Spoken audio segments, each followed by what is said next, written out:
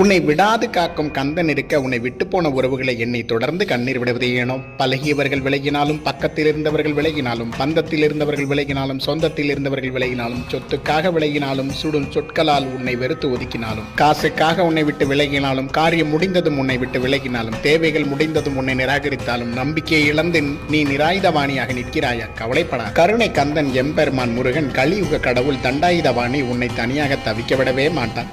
ஏனெனில் யாருக்கும் தெரியாமல் நீ சிந்திய 2 சொட்டு கண்ணீர் கந்தனின் கருணையோடு எம்பெருமான் முருகனின் முழு அருளையும் உனக்குள் ஊற்றிவிட்டது.